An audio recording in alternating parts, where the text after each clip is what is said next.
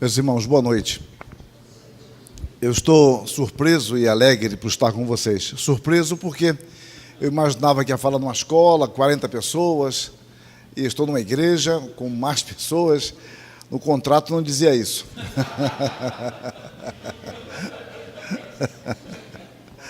Eu fui enganado. Não há contrato nenhum, é apenas uma brincadeira. Mas o convite foi feito com muita antecedência, desde o ano passado. Isso envolve planejamento, desejo de que o Instituto cresça, de que a escola cresça e de que a fé seja difundida. Eu estou muito satisfeito de poder participar com vocês nesta noite. Esses meses têm sido bastante intensos, de muito trabalho. Eu tenho ficado muito contente por ver na Igreja Nacional o interesse muito grande pelo estudo da palavra. Eu já tenho observado isso, olha, já há uns 16 anos, pelo menos, eu tenho observado isso. Nunca vi tanta heresia na nossa Igreja Nacional, mas também nunca vi tanto interesse por um estudo sério da Palavra de Deus. Eu falo 16 anos porque eu me lembro que em 2001 eu escrevi um texto numa conferência e eu falava justamente isso, por isso que eu lembro desse fato. Não quer dizer que começou apenas há 16 anos atrás. Eu trago um abraço fraterno de minha igreja, eu sou pastor auxiliar na primeira igreja presbiteriana São Bernardo do Campo e pastor efetivo na igreja de Diadema, que eu tenho que amanhã de manhã lecionar e pregar à noite ainda, e reunião do conselho, coisa de presbiteriano, mas se Deus quiser, sexta-feira eu estarei em Fortaleza e domingo em São Bernardo pregando, mas Deus vai abençoar, vai dar tudo certo. E é bom a gente poder servir a Deus do trabalho que Ele tem nos colocado. Eu digo isso para os meus alunos, algo muito bom é poder nos gastar na obra do Senhor, porque no Senhor o nosso trabalho nunca é vão. E isso não significa apenas o nosso trabalho direto na igreja, mas reconhecer a nossa vocação, seja onde for, de servir ao nosso Deus. Que Deus abençoe a todos. Bom, nós temos 3 etapas, hoje é uma delas, amanhã teremos 2 etapas, e eu vou tentar expor, basicamente o meu tema é esse, uma abordagem sobre fundamentos da fé cristã. Eu estou chamando de uma introdução necessária, porque eu quero tratar apenas de uma introdução. O meu enfoque terá variações sobre um único tema. Talvez isso seja frustrante para alguns e para a maioria seja decepcionante, mas eu espero que para outros seja edificante a variação sobre um único tema. Mas eu vou desafiá-los a começar a pensar. Então, são 8h14, no máximo 9h15, eu termino. É melhor eu tirar meu relógio? Porque eu não tenho nenhum relógio visível aqui, não é? Então eu vou acabar perdendo a noção de tempo. Isso é terrível para vocês. Para mim não, mas para vocês é. Para vocês é. Embora a vantagem de vocês é que eu estou cansado, que eu dirigi 400 quilômetros, mas tudo bem. Bom, mas vamos lá. 8h15. Eu desafio vocês a pensarem, citando um autor contemporâneo, Bryan Chapell. A área desse autor é a pregação. E ele diz que o nosso comprometimento com a eficiência única da Escritura significa que desejamos estar seguros de estar dizendo o que a Bíblia diz. Repare que parece uma coisa simples, mas não é. Eu tenho um hábito bem enjoado. Quando não há nenhuma implicação ética maior, eu costumo mandar cópia de e-mail para alguém quando eu cito esse alguém. Deixa eu explicar. Por exemplo, quando eu tenho que historiar algo, eu conversei com alguém a respeito e vou falar com outro. E eu digo, olha, fulano, conforme eu falei com fulano e ele me disse isso, e ele nos lê em cópia, o que nós decidimos foi o seguinte. Eu tenho o hábito de fazer isso porque eu tenho muito receio de dizer algo que o outro não disse, ou de interpretar algo errado. Nunca aconteceu isso entre marido e mulher? Aqui não acontece em Bauru, não acontece, mas acontece em Maringá. Então, alguém interpreta errado. Então, a minha questão é apenas para eu me garantir, não que eu vá corromper algo, mas de que eu possa dizer algo a mais, interpretar e gerar um distúrbio tremendo. Quando nós falamos a palavra de Deus, nós temos que ter consciência de que aquilo que estamos dizendo, se de fato é a palavra de Deus. Um outro autor contemporâneo, Alistair McGrath, a teologia cristã oferece uma estrutura pela qual as ambiguidades da experiência podem ser interpretadas. A teologia visa interpretar a experiência. É como uma rede que podemos lançar sobre a experiência, a fim de capturar seu sentido. A experiência é vista como algo para ser interpretado, em vez de algo que em si é capaz de interpretar. A teologia cristã visa, assim, a dirigir-se a interpretar e transformar a experiência humana. A ideia, meus irmãos, é que se a nossa experiência ela ficar solta, se você não tentar colocá-la dentro de um arcabouço, nós vamos ser guiados cada dia por uma sensação, por uma emoção.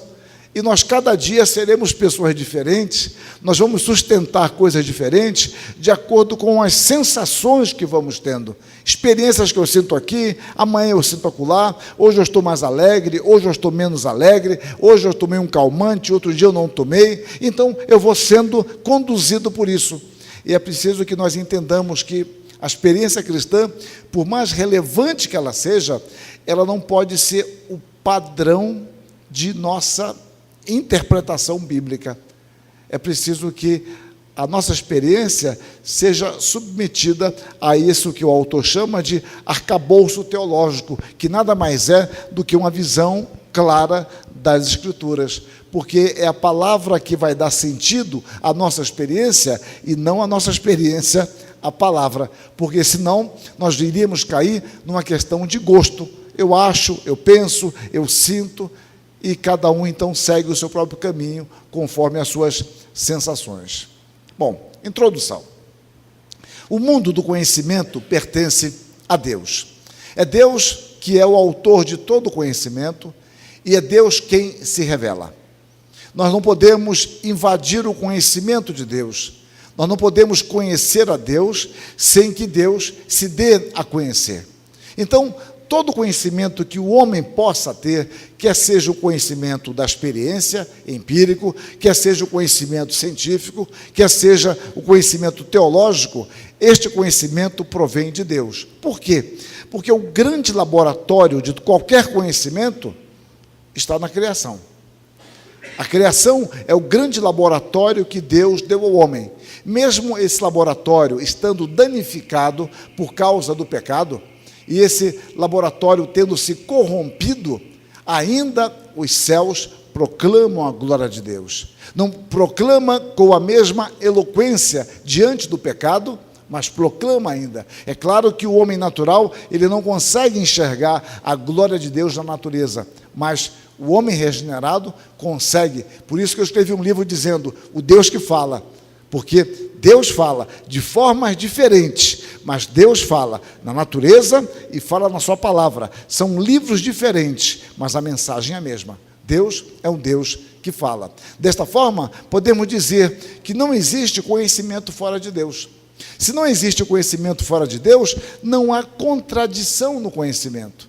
Nós podemos ter uma percepção limitada, uma percepção falha, e isso é natural, mas o conhecimento correto nunca entrará em confronto, porque ele parte de Deus. A realidade pertence a Deus. É Deus quem criou a realidade. É Deus quem confere sentido ao mundo real. Então, quando nós nos referimos ao conhecimento que podemos ter do próprio Deus, do seu caráter, da sua majestade, nós temos que reafirmar uma verdade bíblica, de que este conhecimento provém do próprio Deus. É Deus que vem ao encontro do homem. É Deus quem se acomoda à nossa capacidade de compreensão para que nós possamos entendê-lo. Portanto, Deus só pode ser conhecido por Ele mesmo. Somente Deus se conhece perfeitamente. E se Deus não se desse a conhecer a nós, nós jamais iríamos conhecê-lo. Nós jamais poderíamos nos relacionar com Ele. Mas Deus deseja ser conhecido. E Deus vem ao nosso encontro de forma compreensível, e Deus nos capacita a conhecê-lo por meio da fé. para que nós tenhamos um relacionamento adequado. E vocês observem que na criação, somente o homem foi criado à imagem e semelhança de Deus. O homem podia compreender a sua esposa poderia compreendê-lo, o homem poderia compreender a Deus, Deus entendia o homem, havia ali uma comunidade, porque havia uma comunicação, e assim havia uma comunhão, porque eles tinham coisas em comum. Todas essas palavras têm a mesma base etimológica: comum, comunhão, comunidade. Então, este conhecimento que nós podemos ter de Deus, ele é resultante da graça. É um conhecimento único, é um conhecimento singular, e é um conhecimento pessoal. E é um conhecimento singular, porque só há um Deus. Não há nenhum outro conhecimento como este. Conhecer a Deus sempre é um ato, é um processo da graça de Deus. É um ato primeiro que Deus se revelar. E esse processo que se inicia a partir do ato de Deus é graça. Deus, então, como causa primeira de todo conhecimento, proporciona ao homem, por intermédio da criação, a natureza, a oportunidade e a responsabilidade de conhecer a realidade por meio desse mundo físico. Então, observe que existe ciência porque o Deus se deu a conhecer. O homem pode não ver Deus na natureza, mas a ciência é resultado de um fato que Deus se deu a conhecer. Nos países protestantes, de modo especial pós a Reforma, a ciência se desenvolveu em grande parte porque havia uma pressuposição, e a pressuposição era essa: o nosso Deus é um Deus inteligente, o nosso Deus é um Deus de racionalidade, o nosso Deus não é um Deus de confusão, não é um Deus de caos. Então, se o nosso Deus é assim, a natureza, toda ela tem uma ordem. Eu posso não entender esta ordem, mas ela tem uma ordem. Eu preciso aprender a entender a ordem. Como os deuses da mitologia grega, por exemplo, eram deuses caóticos, não fazia sentido eu procurar lógica na criação, porque eu não posso pensar em lógica no sentido de Deus, porque Deus é o caos. Agora, o Deus, como concebe o cristão, é um Deus de ordem. É um Deus que sai, todo dia se revela e se põe. É por isso que o sol nasce e se põe. E o Salmo 19 nos mostra sobre isso. Isso, dia após dia, há uma sequência. Então, eu não entendo esses fenômenos, mas eu vou analisar esses fenômenos, eu vou estudar, e eu vou descobrir a ordem deles. E quando eu descobrir a ordem deles, ali estará uma hipótese, mais tarde uma teoria, quem sabe uma lei. E assim a ciência se desenvolveu fortemente, porque por trás disso há um Deus inteligente, um Deus de ordem, um Deus de coerência. Todavia, como eu já mencionei, o pecado humano, a natureza sofreu as consequências, ficando obscurecida, perdendo parte de sua eloquência primeira em apontar para o seu Criador. E agora a terra passa a produzir cardos, abrolhos, espinhos. A mulher sofre mais ainda no parto, e a ideia de que a natureza sofre e o homem sofre para com a natureza, e a mulher sofre no parto, vem mostrar duas consequências terríveis como pecado, mostrando que agora o homem terá que carregar dois sofrimentos tremendos: o sofrimento com a manutenção do seu alimento, da sua casa. Ele luta com a natureza para poder ter o seu pão, e luta para manter a sua família. Duas dores tremendas, o alimento e a família. São duas áreas tremendamente difíceis, e são resultados do pecado, a dificuldade nessas duas áreas. E o homem, então, mais do que isso, ele perde o discernimento espiritual para poder ver a glória de Deus. A glória está ali, mas ele perde o discernimento. É claro que a natureza não reflete com o mesmo brilho de antes, mas, além disso, o pior de tudo é que ele não consegue mais perceber os sinais de Deus na natureza. e o homem se torna responsável e culpável diante de Deus. A revelação geral que fora adequada às necessidades do homem no Éden, embora saibamos que ali também houve a revelação especial, já que Deus falava com o homem, agora se tornou ineficiente, se tornou incompleta, ineficiente para conduzir o homem a um relacionamento pessoal e consciente com Deus. Todavia, mesmo a criação sendo obscurecida pelo pecado, ela continua a revelar aspectos da natureza e do caráter de Deus. O mundo foi criado para que servisse de palco à glória de Deus. Deus manifesta na criação a sua glória. Aspectos da sua glória podem ser vistos na criação. Mas nós precisamos de algo mais. Por causa do pecado, há uma necessidade da revelação especial. E a Bíblia, ou revelação especial, ela vai se tornar necessária por causa do pecado. Por que isso? Porque o que Deus deu no início, agora foi danificado pelo pecado, e ela perdeu a sua eloquência.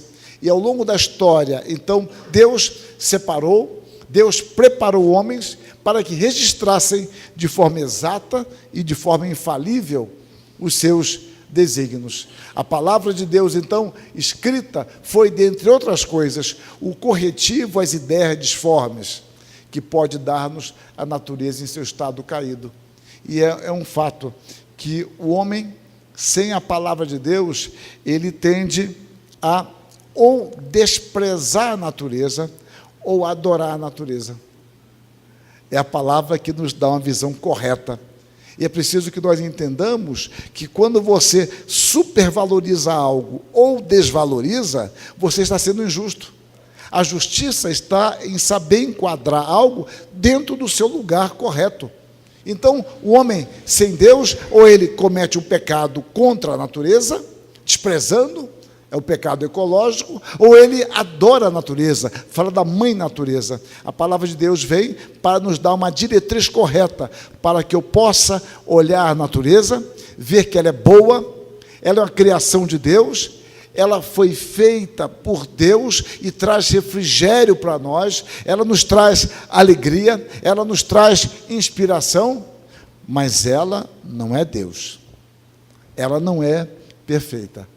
Ela não é a origem de todas as coisas. A palavra vem como um corretivo a tudo isso. Então, só se considera adequada a revelação de Deus contida na Escritura, na palavra de Deus.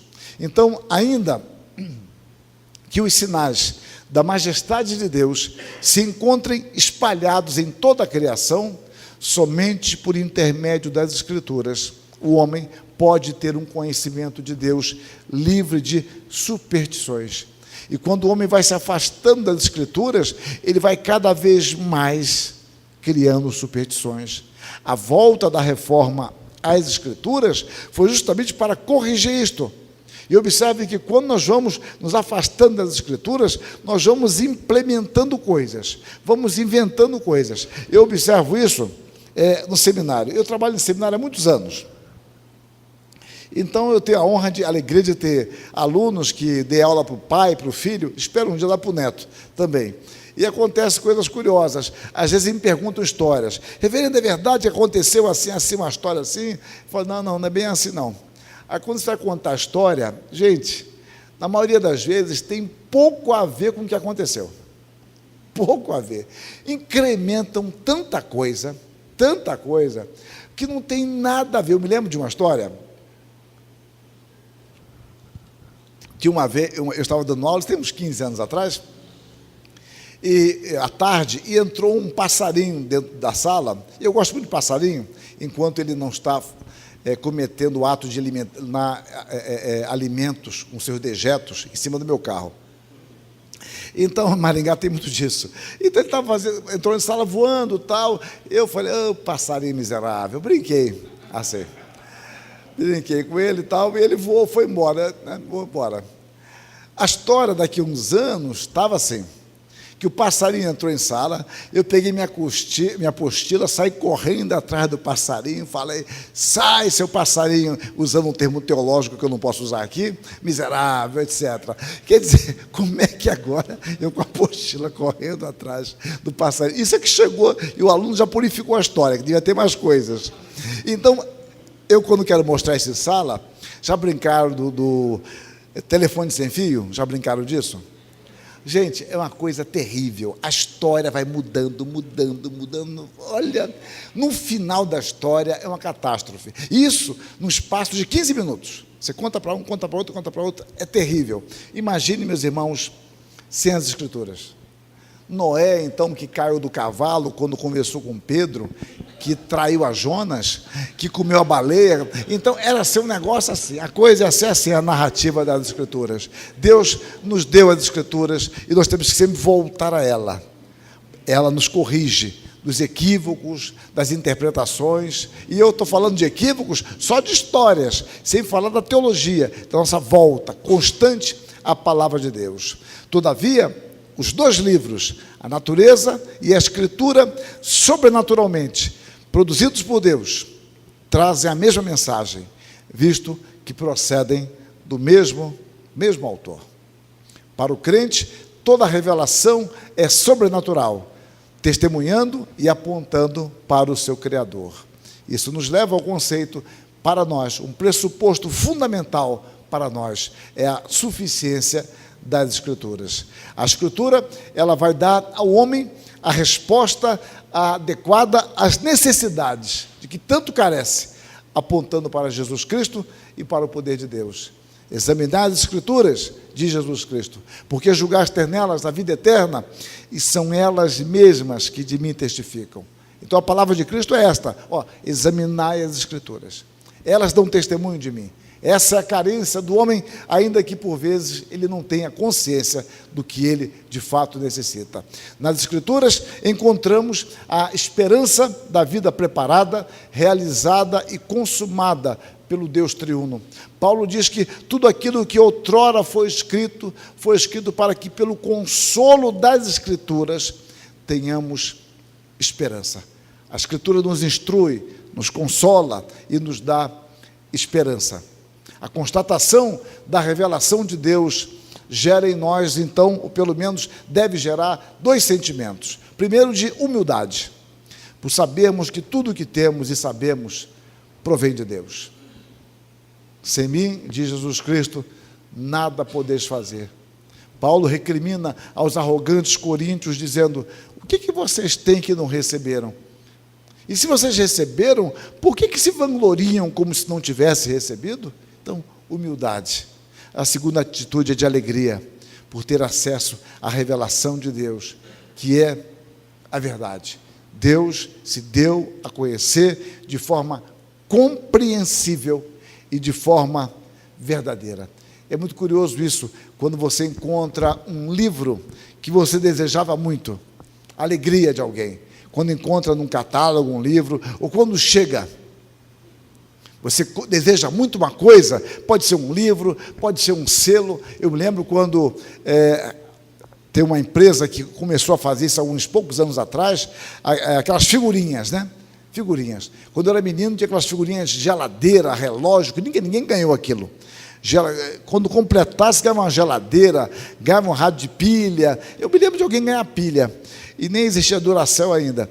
Então, aquela pilha Rayovac, amarelinha, né, 7-1 e tal. Então, você ganhava aquelas pilhas, mas ganhar geladeira, televisão, eu nunca vi ninguém ganhar. Nunca vi ninguém ganhar. Daqui a pouco vai ter um miserável. Eu ganhei. É mentira. Bom, então é o seguinte.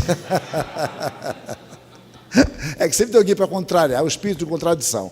Bom, então, eu estou brincando assim porque eu falo que nunca diga nunca. Porque quando você diz nunca, sempre tem alguém que fala, depois que eu usei a ilustração, que ninguém gosta de óleo de fígado de bacalhau, e teve um desgraçado que falou que gostava, eu nunca mais uso exemplo, nunca, sempre vai ter alguém. Então, se falar nunca, aparece alguém, um bendito aí. Bom, mas voltando ao meu ponto. Então, uma empresa começou a usar essas figurinhas, então, chegou um momento que eu falei, olha, eu vou comprar todas elas para o meu neto. Fica ficando comprando figurinha, tudo repetida. No meu tempo ficava brincando de bafo. Vocês conhecem isso? É esse nome mesmo? Fica batendo bafo, tal. O sujeito colocava cola na mão, tal, batia cola, virava figurinha. Alguns cuspiam, esfregava a mão, tal, etc. Bom, então eu falei, vou comprar. Marquei tudo que tinha, escrevi lá para a Panini, sei lá o que era aquilo, e vieram todas. Perde até a graça, cá para nós. Perde até a graça, porque era legal você abrir um envelopinho, né? Sem pagar, é melhor ainda, né? Porque eu vou pagar, abrir, que tem repetido, que não tem. Então, você quando recebe essas figurinhas, quando você compra algo pela internet que você espera, algo que estava esgotado, você tem uma alegria muito grande. É muito bom abrir um pacote do que você espera. E, meus irmãos, Deus nos deu a sua palavra, compreensível. Nós temos livre acesso a ela. Então, eu estou querendo fazer uma analogia, que nós nos alegramos tanto com coisas pequenas, não há nenhum mal nos alegrar com isso. Agora, nós temos a palavra de Deus de forma compreensível. Deus se dá a conhecer. Deus envia o Espírito para nos iluminar e podemos compreender genuína, ainda que não exaustivamente, mas genuinamente a sua palavra. Então, tais sentimentos, acompanhados do estudo da palavra, devem conduzir-nos à adoração. Não ao conhecimento que voluteia apenas o cérebro, mas à nossa adoração a Deus. O propósito, então, da palavra é nos conduzir a Deus. A Bíblia foi-nos confiada a fim de que, mediante a iluminação do Espírito Santo, sejamos conduzidos a Jesus Cristo, sendo Ele mesmo quem nos leva, quem nos conduz ao Pai e nos dá vida abundante. Então, o estudo teológico que vocês estão buscando e devem buscar, e é nobilíssimo o interesse, o intuito, o objetivo de criar uma escola de teologia aqui em Bauru, e ainda mais uma escola com uma filiação teológica tão séria e tão consistente.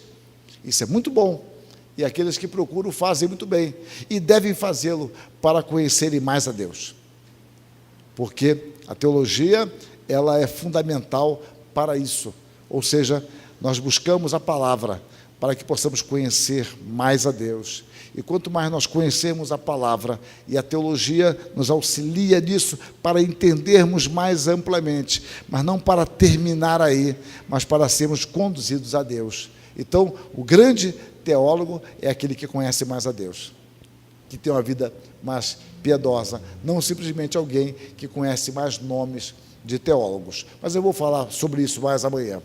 Por isso, diz um autor contemporâneo, o Packer, ao estudarmos Deus, devemos procurar ser conduzidos a Ele. A revelação nos foi dada com esse propósito. A revelação nos foi dada com este propósito e devemos usá-la com esta finalidade. Não de conhecermos algo a respeito de Deus simplesmente, mas conhecermos a Deus. Uma relação, um relacionamento pessoal com o nosso Deus. Meditação e proclamação. A igreja, então, ela manifesta tais comportamentos, tendo ciência de que a meditação que faz na palavra, guiada pelo Espírito, é uma tentativa de interpretá-la, a fim de proclamar e ensinar numa linguagem humana a verdade que ela tem recebido por graça de Deus. Então a igreja, ela estuda a palavra, e nós estudamos a palavra individualmente, estudamos eclesiasticamente, podemos ter um estudo mais sistemático no seminário, no Instituto Bíblico, para podê-la compreender melhor, para podermos compreendê-la melhor, não para complicá-la, mas podermos anunciá-la com maior profundidade, com maior clareza, com maior simplicidade, para conduzir pessoas a Jesus Cristo. Então, a teologia proveniente da Reforma, recebendo a Bíblia como de fato é, a inerrante e autêntica palavra de Deus, reconhece ser ela a causa eficiente e instrumental da teologia, sendo o seu autor a causa final, ou seja, o autor de toda a verdade é Deus. E o instrumento que Deus nos dá é a sua palavra. E o objetivo de toda a teologia é a glória de Deus. O autor E o objetivo final da teologia sempre será Deus, e o instrumento que Ele nos dá é a sua palavra. A teologia busca sempre a glória de Deus como objetivo máximo e final, e este objetivo é alcançado sempre em fidelidade à revelação de Deus na sua palavra. Portanto, embora admitindo a infalibilidade da revelação geral, só consideramos a revelação especial como fonte da teologia. Cremos que a revelação geral, ela tem um poder ilustrativo, tem esse valor ilustrativo, mas a revelação especial é aquela que não precisa de acréscimo. Para entender a revelação geral, eu preciso da especial. E eu posso ilustrar com a natureza, com a criação, mas ela não me dá nenhum elemento novo que a palavra de Deus me dá. Diz um teólogo importante do século XIX e século XX, Hermann Bavinck: a revelação de Deus na Escritura e em Cristo nos fornecem os óculos de fé que nos capacitam a entender melhor a revelação geral.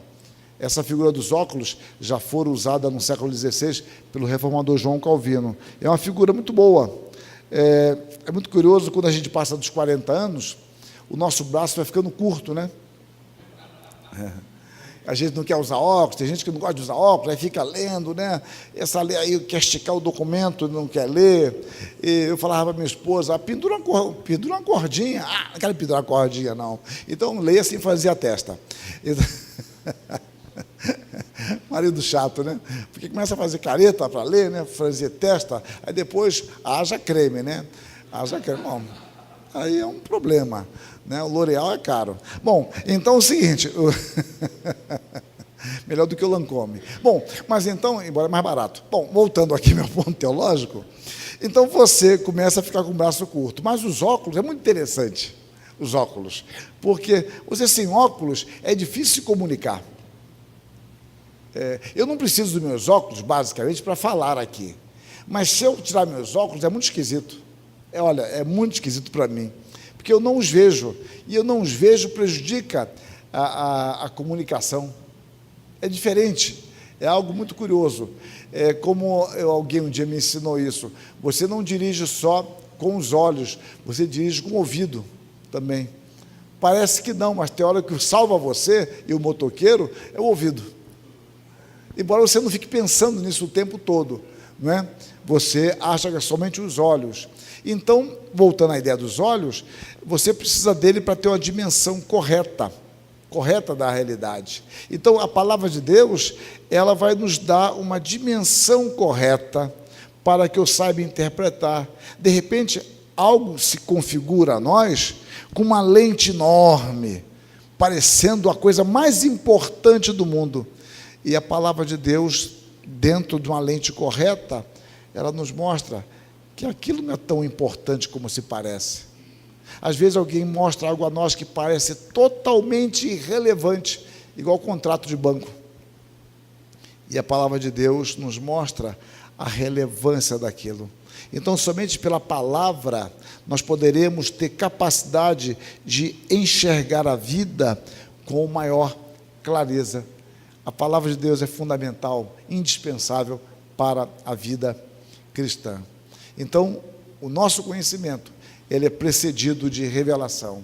O conhecimento de nossa limitação não é inato, ele é precedido pela revelação. E isso é importante para nós, porque até para nós conhecermos a nossa ignorância, eu preciso da revelação de Deus. Porque a tendência a nós é achar que nos bastamos. Mudando o que deve ser mudado, é como a lei de Deus faz. Para que você tenha consciência da necessidade de salvação, a lei vem e destrói sua autoconfiança. Porque você acha que você pode, que você é competente. E a lei de Deus vem e mostra o conflito. Porque ela mostra o padrão de Deus. E é quando você percebe que o padrão de Deus é muito mais elevado do que você imaginava, então você descobre que você é um homem pecador, você é miserável mesmo. É o caso de Isaías. Ai de mim que sou pecador. e aí você está pronto para receber a graça. E pode cantar o hino: eu venho como estou, eu venho como estou. Sou pecador.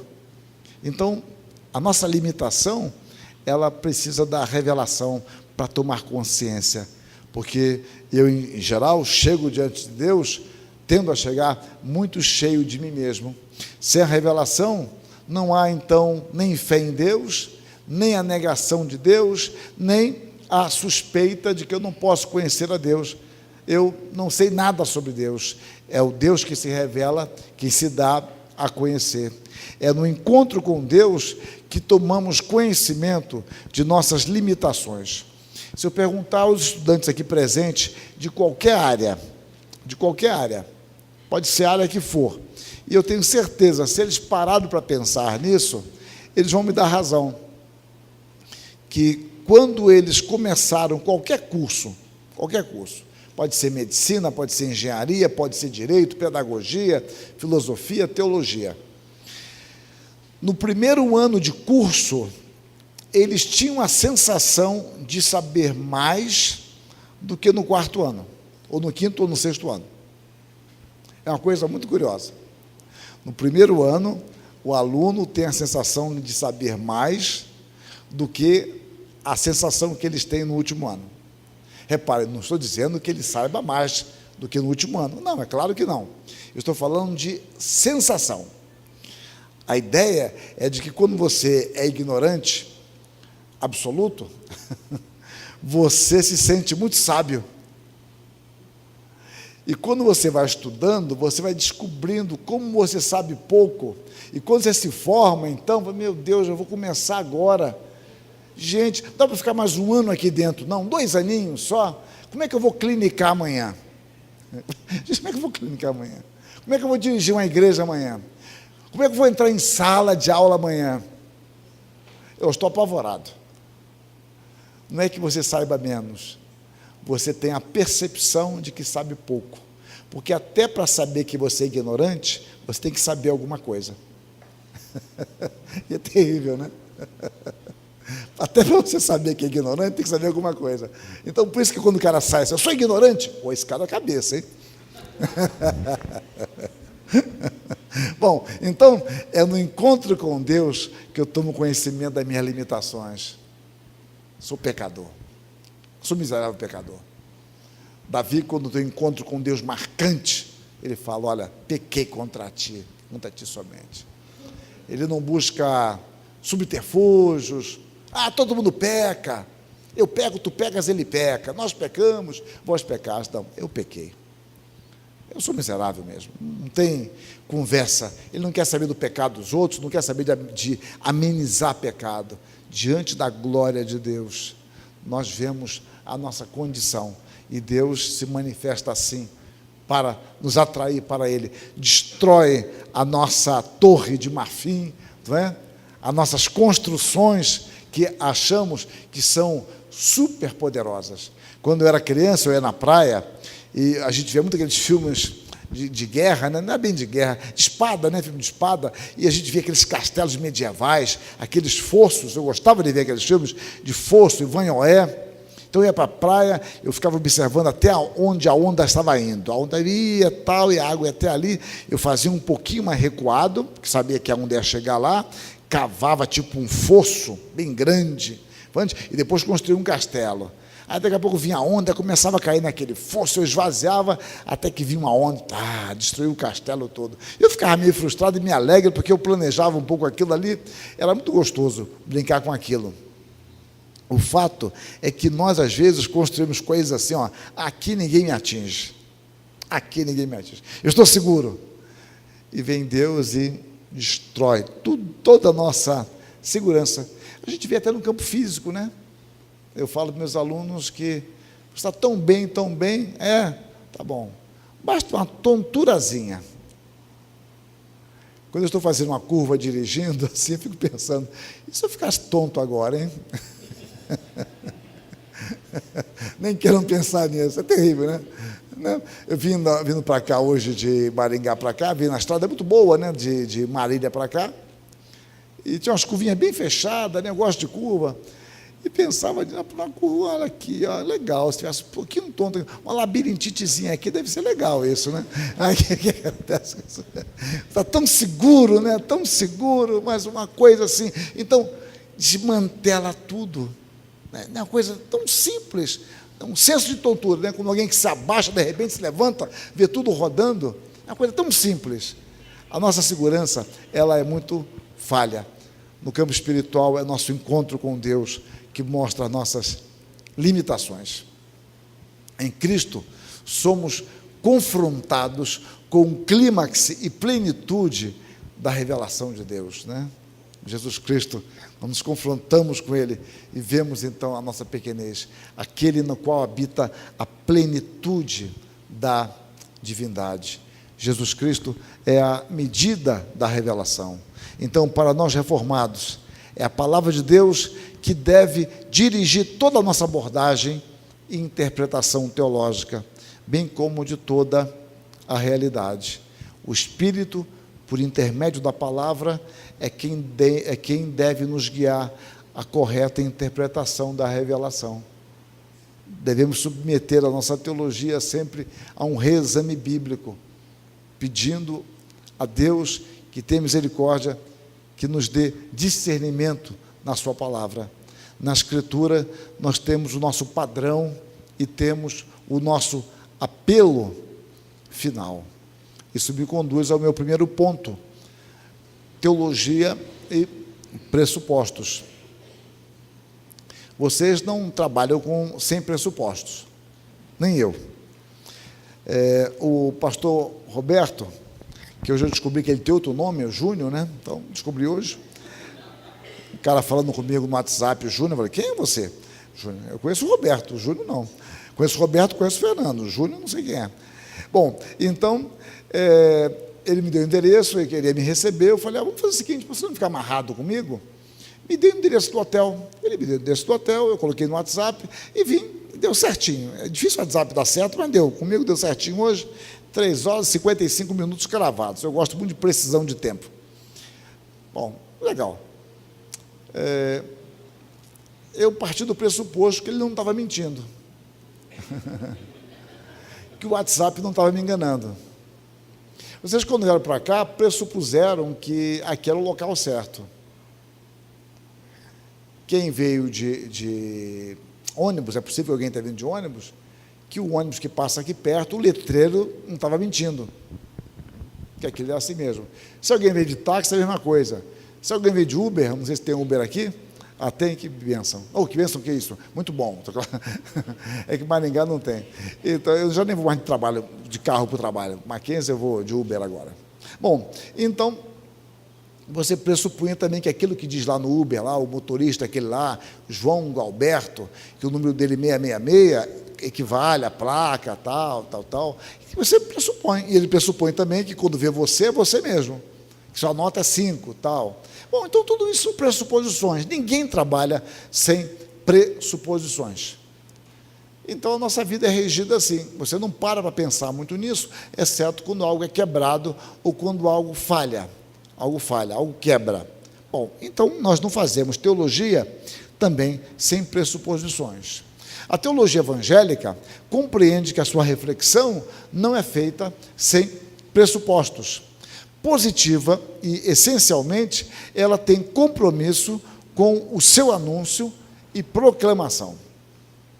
Refletir sobre teologia significa buscar uma melhor compreensão do Deus revelado, a fim de vivermos de modo santo e um partilhar desta fé, instando com os homens que se arrependam dos seus pecados e creiam no Senhor Jesus.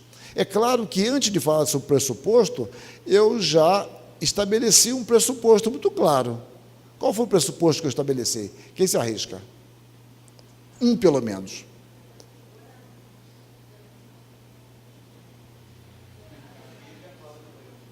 Que a Bíblia é a palavra de Deus. Isso aí, esse pressuposto está claríssimo. Se alguém tiver dúvida, amaldiçoa Deus e morre, porque não está entendendo nada. Porque é o seguinte, esse pressuposto está claríssimo, porque eu passei 20 slides falando sobre a palavra, a autoridade da palavra. Alguns pressupostos não estão tão claros, Por isso que eu deixei um tópico específico, mas está aqui, olha, só para ilustrar. Existe Deus, há um Deus pessoal, há um Deus que se revela, há um Deus que se comunica, há um Deus que é compreensível e por isso podemos nos relacionar com Ele. A teologia parte da Escritura. Sem que vocês percebam necessariamente, tudo isso em meu discurso está envolvido. Fique atento ao que vocês ouvem na pregação. Os pregadores fazem isso também, para o bem ou para o mal. Eu não precisei falar dessa forma que eu estou falando, mas tudo isso no meu discurso está pressuposto. Porque o pregador não fala, olha, meu discurso tem 3 pressupostos. Tal. Se fosse assim, vou pegar o segundo. Então, não, a coisa está ali embutida. Bom, mas vamos lá, agora eu estou colocando formalmente, vamos caminhar. A teologia nunca é um fim em si mesma. Antes deve ser um evangelho, um anúncio de boas novas, de reconciliação e salvação. Quando eu falo deve ser um evangelho, eu coloquei entre aspas e letra minúscula. Por quê? Porque eu estou usando a palavra evangelho no sentido de etimológico, não de evangelho. Estou dizendo o evangelho que é uma boa notícia. A teologia é uma boa notícia, um anúncio de boas novas, de reconciliação e salvação. O evangelho da teologia é que é uma reconciliação em Jesus Cristo. É isso que eu quero dizer. Pensar teologia é um pensar crendo. E aí que está uma armadilha para nós, porque eu posso pensar somente academicamente. Isso tem acontecido com muita frequência. Eu apenas penso um objeto com o qual eu não tenho relação nenhuma, exceto de pensar, analisar aquilo ali. O pensar teologia é um pensar crendo, desejoso de vivenciar de forma mais intensa o que temos aprendido pela iluminação do Espírito e um proclamar vibrante de nossa fé. Eu tenho cada vez mais me percebido como a aproximação teológica, isso não é uma crítica, nem um elogio, é algo que eu tenho pensado nisso. A aproximação teológica da mulher é diferente da do homem. Isso não quer dizer que do homem seja melhor ou pior, mas é muito diferente. É muito curioso isso. Isso para mim é um desafio. Que eu vejo minha esposa, eu chego em casa, eu paro pouco em casa, para a alegria dela, eu acho, e para a tristeza minha. Então eu observo, fulano mandou para mim, e alguém mandou, e eu ouço. Não é possível. Eu não faço críticas verbais, mas fico pensando comigo, o que levou aquela pessoa que é tão séria a mandar isso? Eu fico tentando entender. Erros teológicos crassos, mas a pessoa fala tão bem, mas não é só ela, tem um auditório enorme assistindo, e a mulher fala bem, se veste bem, até o brinco, bonito brinco. O que tem a ver? E a aproximação teológica é tão diferente, e não quer dizer que a nossa aproximação também seja correta, estou querendo dizer que a aproximação é muito diferente do que nós valorizamos, do que nós priorizamos em nossa aplicação. É uma coisa muito curiosa. A mulher em sua teologia é muito mais solidária. Já observaram isso? Ou não é? Quando eu vejo listas femininas, como falam de doença? O homem, como tem medo de médico, não fala de doença. Ele fala do Corinthians, o Corinthians, tal, que é uma enfermidade grave, inclusive. Bom, mas é muito curioso isso. E falam com uma naturalidade interessante. E é algo sério, algo... Quer dizer, repare, eu estou querendo entender, não estou querendo aqui criticar ninguém, não. Eu estou falando que me incomoda, não a mulher, me incomoda o não compreender isso adequadamente e como teólogo, tentar vivenciar isso, porque eu sei pensar como homem, mas eu não sei pensar como mulher, e entender como a mulher constrói a sua aplicação teológica de uma sensibilidade diferente da do homem. É muito curioso isso. Você senta para almoçar, uma mulher conta com muita naturalidade que alguém está com câncer, não sei o que lá, não sei o que lá. O homem jamais ele vai fazer uma coisa dessa. Entende? E o homem vai discutir coisas abstratas teologicamente. A mulher dificilmente vai se interessar por aquele assunto. Não é o que vai mandar. Ela vai compartilhar foto de alguém sem cara, sem rosto, porque estava num celular e explodiu o celular. E o homem vai mandar de um cara lá que cortando o cabelo, ou o cara lá que está vendendo um jegue que está com um embleminha aqui daquele carro que não quebra, não anda, mas não quebra também, o Corolla. Então, na testa, vende um Corolla, assim, tal. Então, é muito, agora, entende? É um humor diferente, é muito engraçado isso, é muito curioso. E quando quer aplicar a sua fé, é uma coisa para os pastores pensarem, os teólogos pensarem, que eu também não tenho resposta, mas eu estou querendo dizer que a maneira como nós vivenciamos a nossa fé, que ninguém está mais certo ou mais errado, não estou entrando nisso, mas o pensar crendo é muito diferente, E somos filhos de Deus, e queremos viver a nossa teologia, mas a maneira como nós decodificamos isso é muito diferente. A maneira como nós decodificamos o mesmo conceito que nós trazemos. Isso você vê no lar também. O marido, estando bem com a mulher, está tudo em paz. E a mulher também, estando bem com os filhos, com a sogra, com o neto, com os cachorros, com a vizinha, tal, e o marido está tudo bem. Então, quer dizer, é diferente. Bom, deixa eu voltar para a teologia, que alguém me brigue comigo. Meu assunto não é família, é teologia. Bom, fazer teologia, eu fiz uma piada, ninguém entendeu, tudo bem. Fazer teologia... Fazer teologia é só uma piada, meus irmãos. É que a maioria não é mulher, gente. Eu tenho que recolher aqui minhas piadas. Bom, fazer teologia foi uma brincadeira, meus irmãos. Mas que pega, né? Bom, fazer teologia é um exercício de oração, reflexão, proclamação sob o controle do Espírito, que nos fala por meio da Escritura, que é a sua escola. Deixa eu fechar aqueles meus exemplos. Na minha casa, eu tenho um estudo, quando eu estou em casa, eu tenho um estudo evangelístico, toda sexta. Mesmo quando eu não estou em casa, tem seu estudo evangelístico. Minha esposa sentiu vontade de começar, que a gente começasse a evangelizar os vizinhos, e eu topei. Então, às sextas-feiras, nós temos estudos. Eu estou estudando Efésios, e às vezes eu não estou, mas quando eu não estou... mulheres dirigem o estudo, e às vezes aquilo é gravado, eu ouço, né? E eu acho muito legal a aproximação, ou quando eu estou dirigindo o estudo, muitas vezes eu pego os exemplos e, como é que eu vou dizer, eu insiro no meu estudo, e falo para elas, eu falei, olha, o que você falou, eu jamais pensaria. E é perfeitamente plausível, só que eu não pensaria jamais nisso, porque eu nunca olharia com esse olhar. E isso é muito legal. Então, me beneficia. Isso eu não vou dar crédito, no Futuro Livre é meu. Mas eu... E para fechar, agora eu fecho mesmo. Uma vez, para não ficar mal o negócio aqui, daqui a pouco as perguntas vão me ferrar. É o seguinte, só para fechar isso, eu me lembrei de um fato. Há uns 15 anos atrás...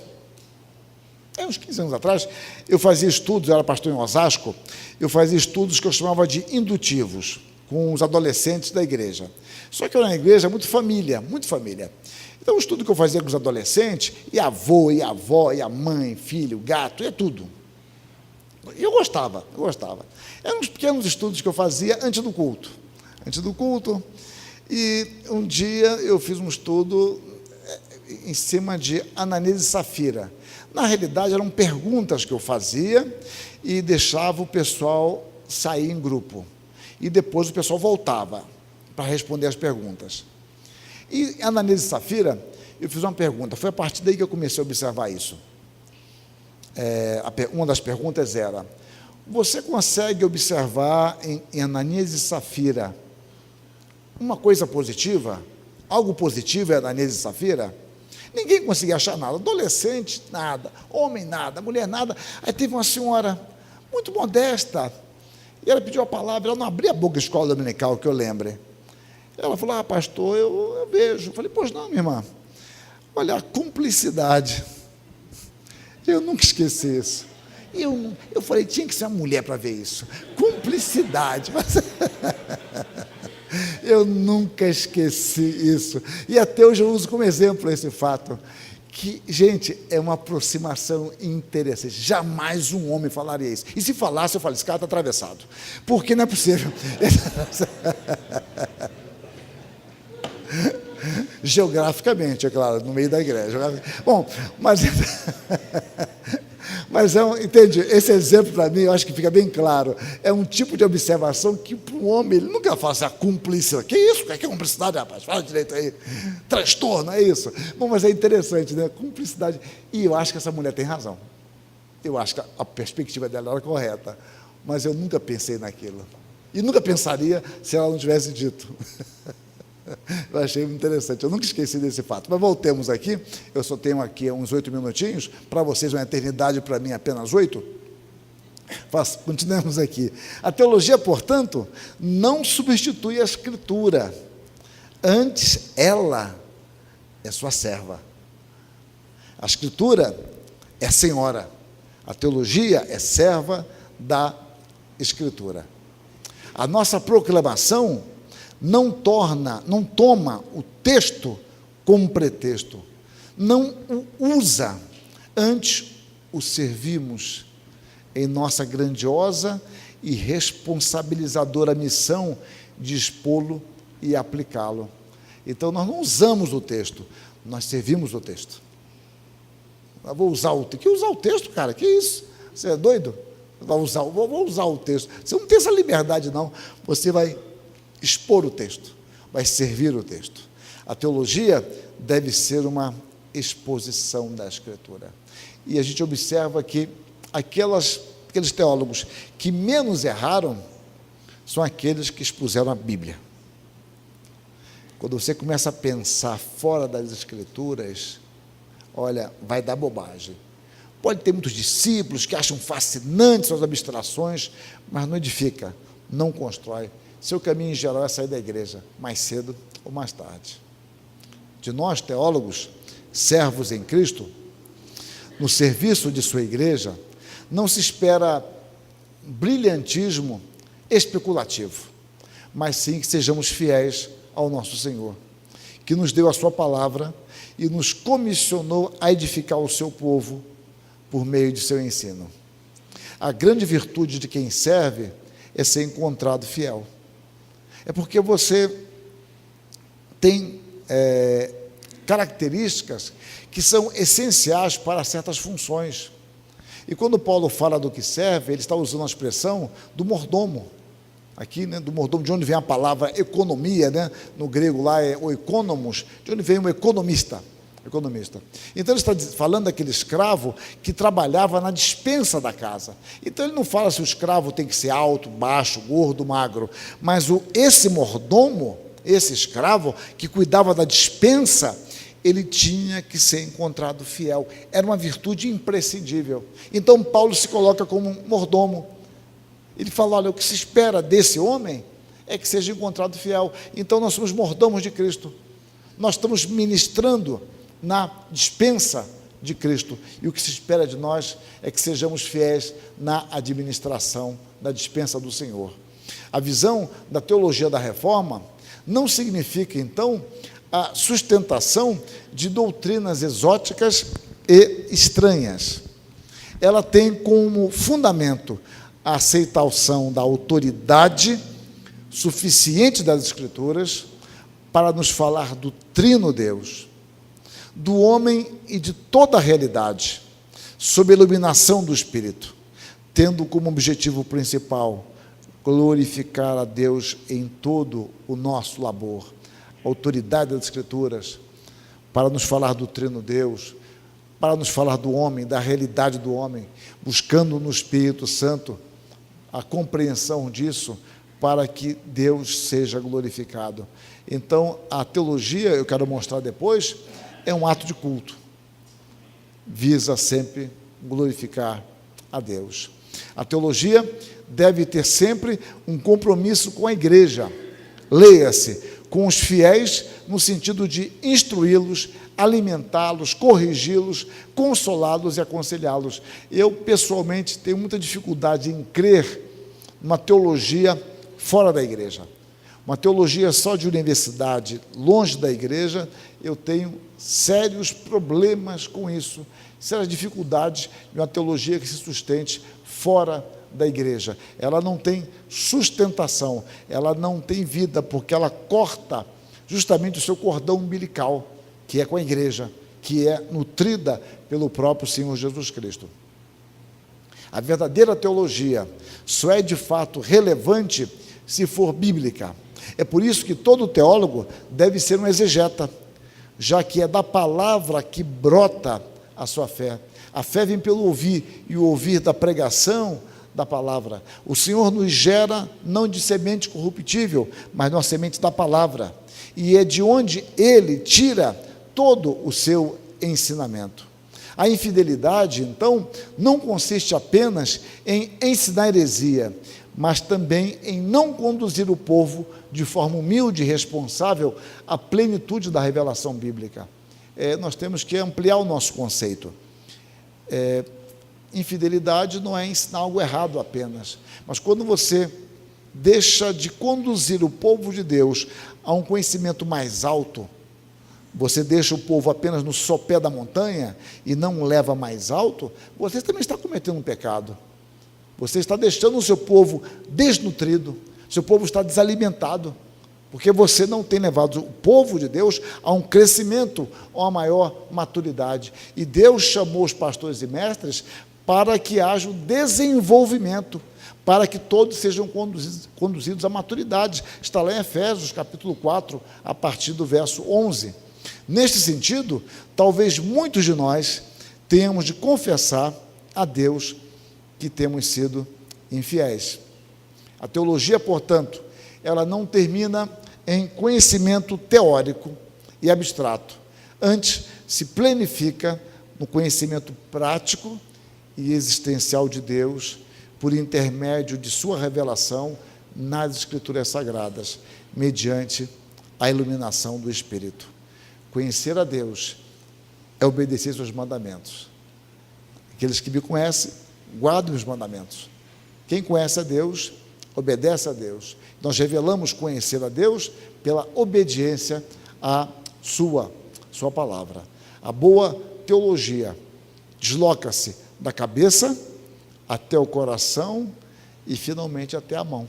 Ou seja, a teologia é um pensar, é um refletir, envolve um sentir, envolve a nossa emoção e envolve as nossas mãos, aquilo que nós fazemos.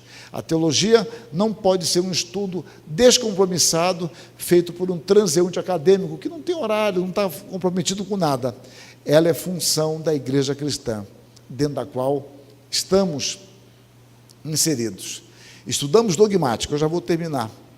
Como membros da igreja, com a consciência que temos uma incumbência dada por ela, um serviço a lhe prestar, devido a uma compulsão que pode originar-se somente no seu interior.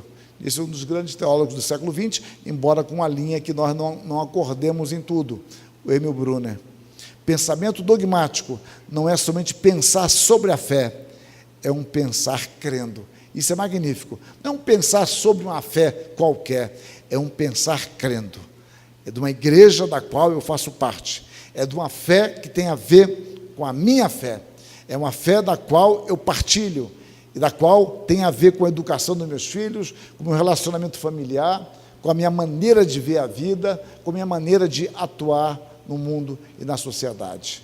Eu paro aqui porque eu acabei meu horário, eu não consegui terminar o tópico, mas está aqui, meus irmãos, que Deus nos abençoe. Eu espero ter sido claro dentro daquilo que eu estou ainda construindo. Que Deus abençoe a todos.